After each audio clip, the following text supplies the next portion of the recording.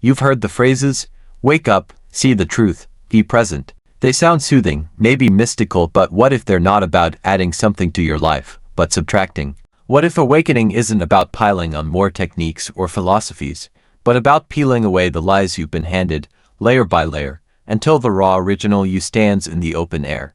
That's what the 8 illusions are all about. They're the old stories we believe, the mental scaffolding that hides our true nature from sight. When you ground into real presence, they collapse. Poof. One by one. Let's walk through them. If you enjoyed this breakdown, don't forget to like, subscribe, and drop a comment. Your feedback helps shape what we cover next, and you being here keeps the conversation going. Thanks for watching. See you in the next one. 1. The illusion of separation. From the time we're little, we're told, you are you, others are them. You reside inside this body, everything else is outside.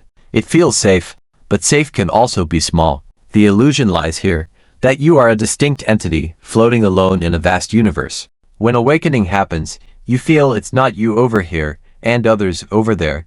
You start recognizing the wave in the ocean, not the separate wave. The boundary between self and other dissolves. You realize you're not just part of reality, you are reality expressing itself.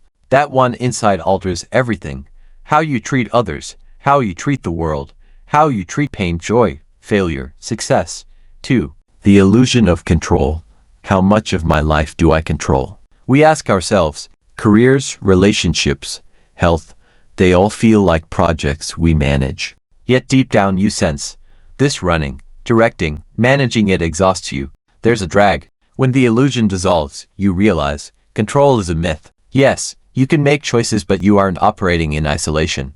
Thoughts arise, impulses appear, conditions change. You're part of a vast play of causes and conditions. So the freedom doesn't vanish, it shifts from doing to being, from pushing to responding. Life becomes less a task and more a dance.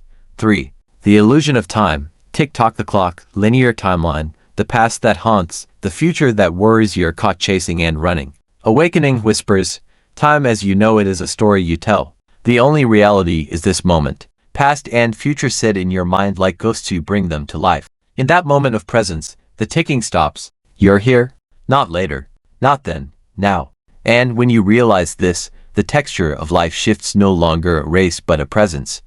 No longer waiting, but resting inside what is. 4. The illusion of resistance. We fight. We argue. We push against what shouldn't be. And in that push, we suffer. Because resistance assumes you have a firm ground, a fixed definition of how things should be. But life doesn't always cooperate. Awakening says, let's stop resisting. Not as surrender to despair, but as acceptance of what is. When you meet life on its own terms, you're not powerless, you're present. And from presence comes clarity. That doesn't mean you won't act. It means you act from flow, not from friction. 5. Identification with thoughts. You think you are your thoughts. The chatter, the interior monologue, they feel like you. But when you wake up, you begin to notice. Thoughts come and go. They stir, they calm. You observe them. You don't become them. That gap between the thinker and the thought, that space is awake awareness. That's you, not the running mind. The mind happens, but you hold the witnessing. Recognition of that changes everything. Anxiety loosens, drama reduces. The mind is a tool, not the dictator. 6. Happiness from circumstances. If only I had that job, that partner, that house, then I'd be happy. You've heard it. Maybe you believed it. The illusion here, happiness is somewhere else, in some future condition. But awakening shows you, happiness is a landscape of presence, not projection. When you stop depending on outer conditions, you find inner stillness. You shuck the need these things to be happy script and realize you were home all along. Depression doesn't vanish overnight, but your relationship to it changes. You're not trapped by it. 7. Misinterpretation of meaning. Humans are meaning-making machines. We assign stories to everything. This happened because, if only, that means. But many of those stories are scaffolding of ego, building castles on sand. When you awaken, you see, meaning isn't inherent, meaning is applied. You then can step out of the drama and see things as they are, raw phenomena.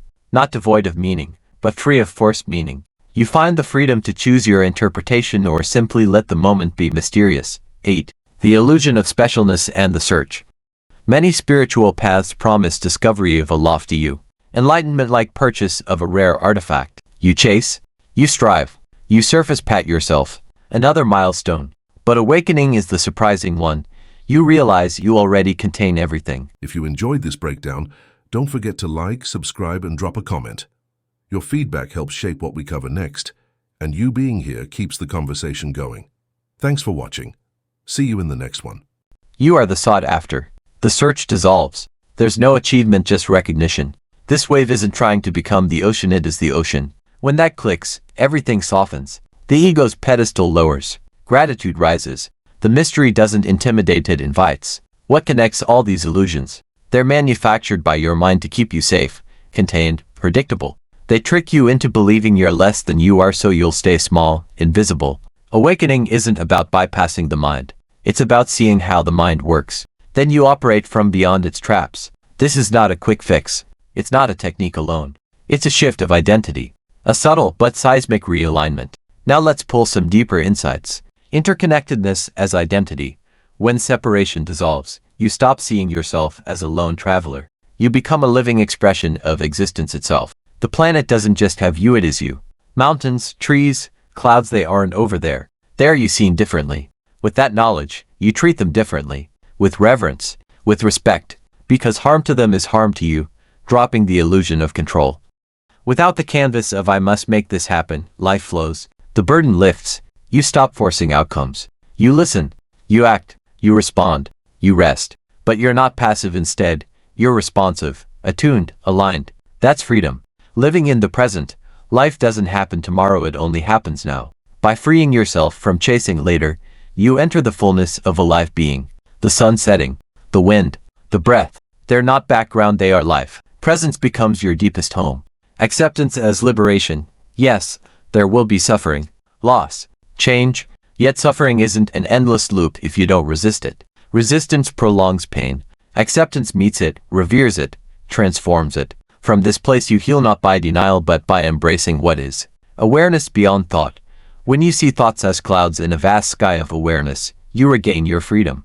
You aren't ruled by the narrative. You can choose your attitude, your lens, your story. From that gap emerges creativity, peace, clarity, true happiness as a natural state. Happiness isn't an external object. It's a condition of being present. When you're no longer chasing it, it arrives like an old friend. Not constant highs but resting in the deep stillness that underlies waves of joy and sadness alike. Creating personal meaning.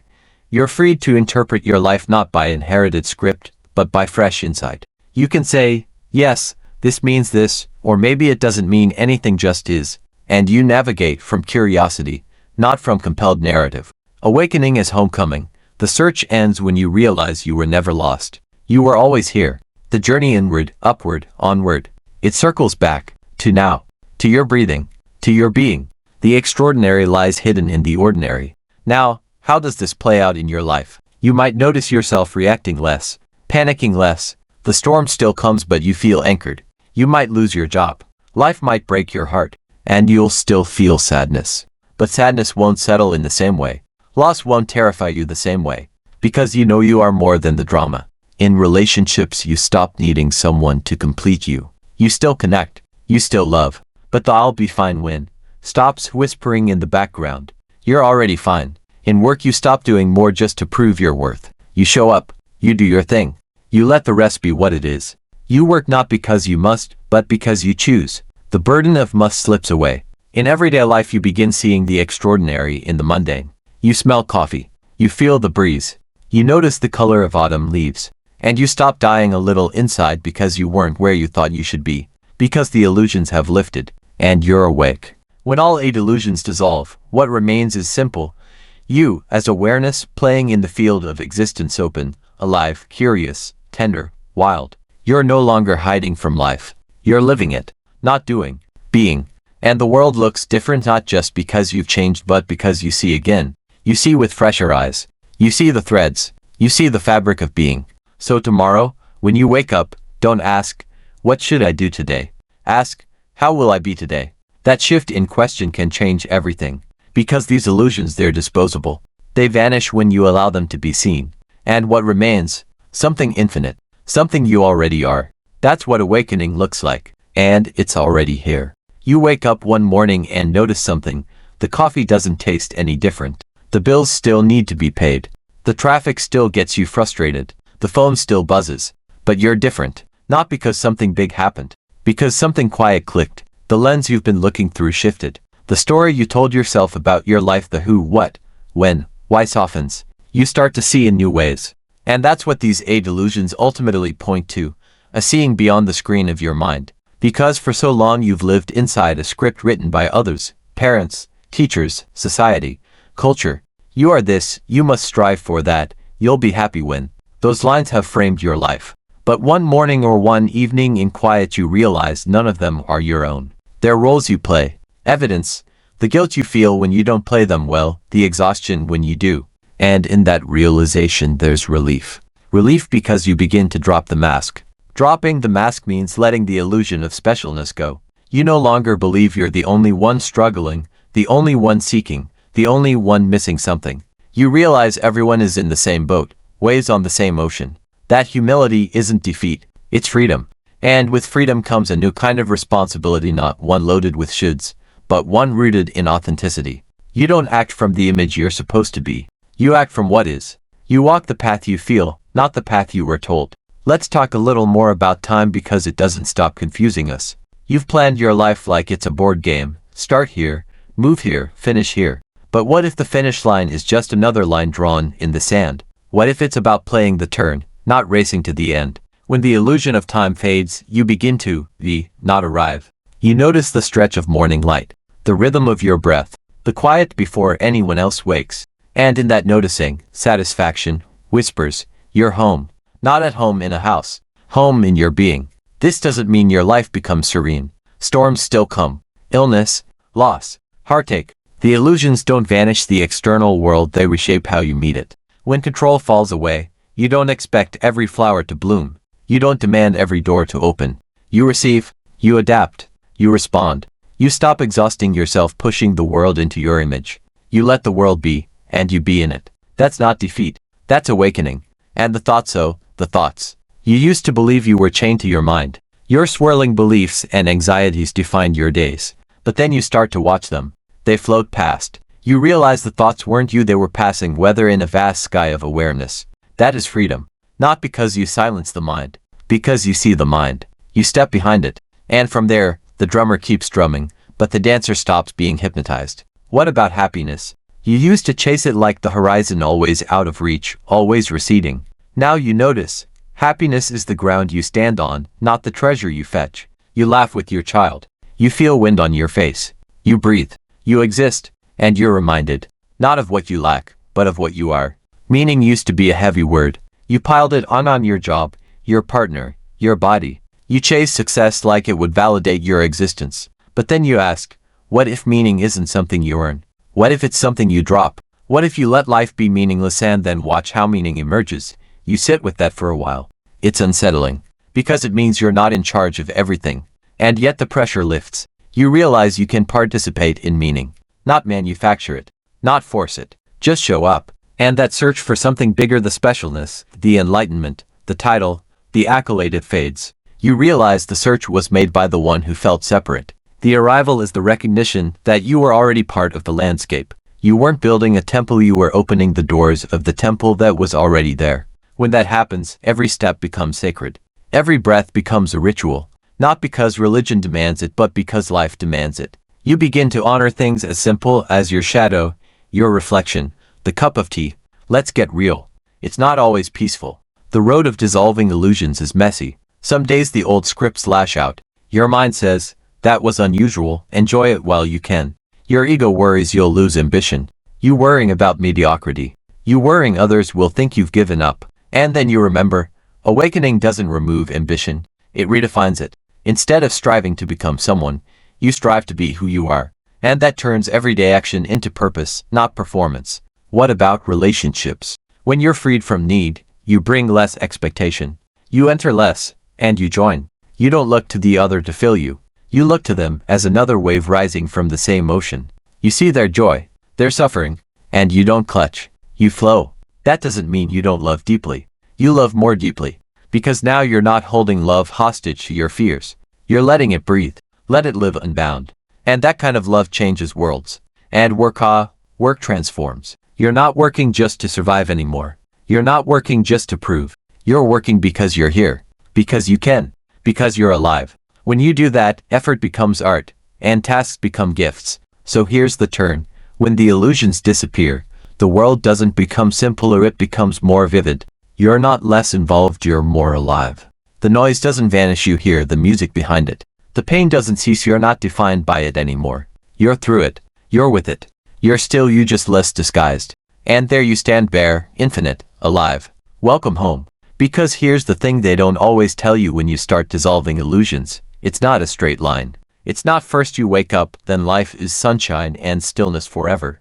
No, it's more like waves. One moment, clarity rushes in, breathtaking, undeniable. And then, you get pulled right back into the storm. That's part of the awakening, too. You'll have days where the illusion creeps in so quietly you don't notice it until you're knee-deep in anxiety or frustration or old patterns.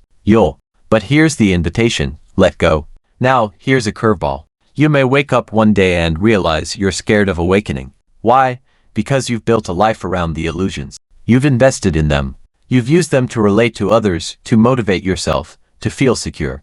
And letting go of them, that can feel like dying. In a way, it is. The false self, the mask, the performance, the identity you curated over decades, that part starts to dissolve. And it grieves.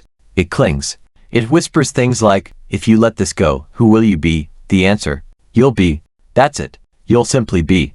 Not a role. Not a project. Not a self-improvement checklist. Just presence, awareness, breath, sensation. And the beauty is, from that simplicity, the most profound living arises. Thanks so much for watching. If you made it all the way to the end, you're officially part of the small percentage of people who don't just click away, and that means a lot. Before you go, I'd love to hear from you. Drop a comment below and tell me your thoughts, your ideas, or even what you'd like to see next. I read every single one of them, and your feedback genuinely shapes the direction of this channel. If you enjoyed the video, tap that like button, it tells YouTube this content is worth sharing. And if you haven't already, hit subscribe and turn on notifications so you don't miss the next upload. We've got more exciting videos coming, and trust me, you'll want to be here for them. This channel is just getting started, and your support helps it grow faster than you realize. Thank you again for spending a part of your day here with me. Stay curious, stay motivated, and as always, take care of yourself. Until next time, I'll see you in the next video.